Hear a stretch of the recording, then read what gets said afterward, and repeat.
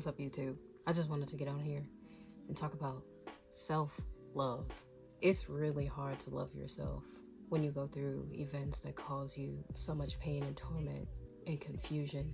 That pain can come from a loss of a relationship that you thought was going to last forever.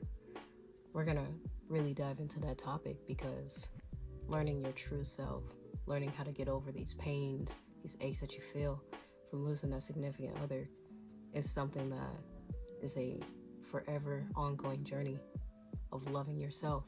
My previous relationship had me realize that loving myself and knowing that the events that led up to us to go our separate ways is what was necessary in my journey of growth. It showed me that I have room to grow within myself and for myself to become a better person for someone else. Learning to stay true to yourself and what you believe in is what builds into creating that person, that self-assurance that you need in order to know who you are as a person.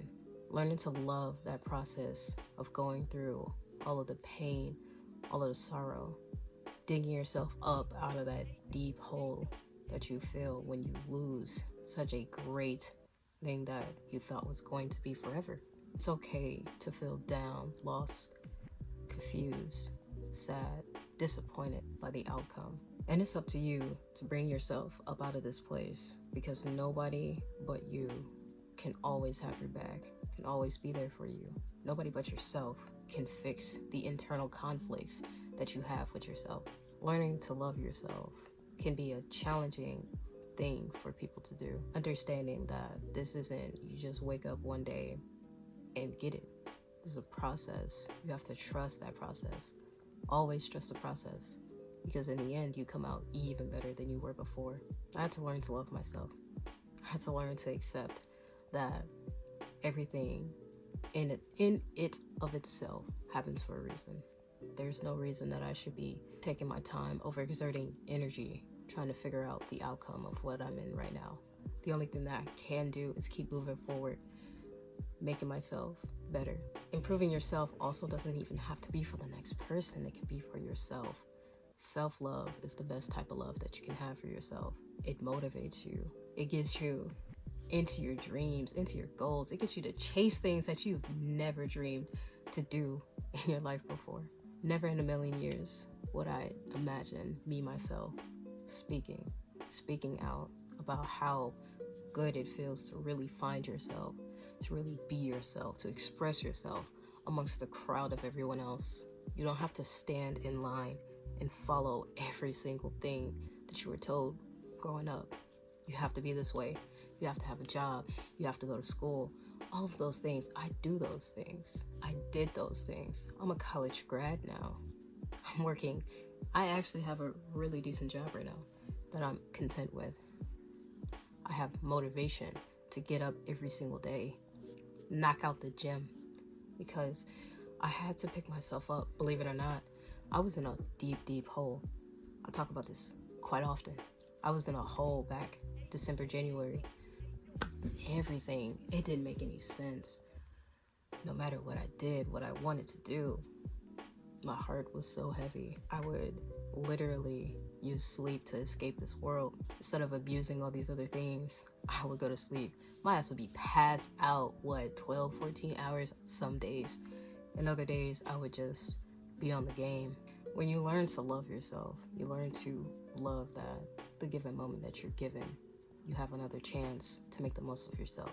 You have to realize within given situations, no matter what you say, how you present yourself, all the ultimatums, the statements, no matter what happens to you, it's all within your choice, your choices that you make. Just because someone else doesn't choose you, yourself, has nothing to do with you. You've said everything that you could say. You've done all that you've known to do. You said everything that you needed to say. You've done everything that you believe that you could do to make that person know that you're in it for the long haul, that you're in it for them. And if they choose to walk away, we have to let them go. You have to let them realize that what they're going through is their own journey. We can't drag them down. You can't bring them back to you. Never beg for somebody to stay in your life.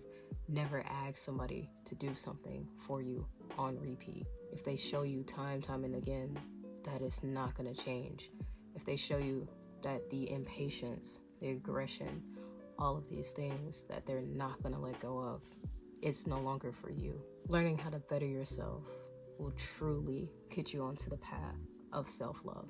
Acceptance is another part of learning how to love yourself. If you don't accept yourself for who you've been in the past, how can you face yourself in the present moment? You're constantly covering that part of you up instead of embracing and going through the stages of learning from your past mistakes. Cover-ups are not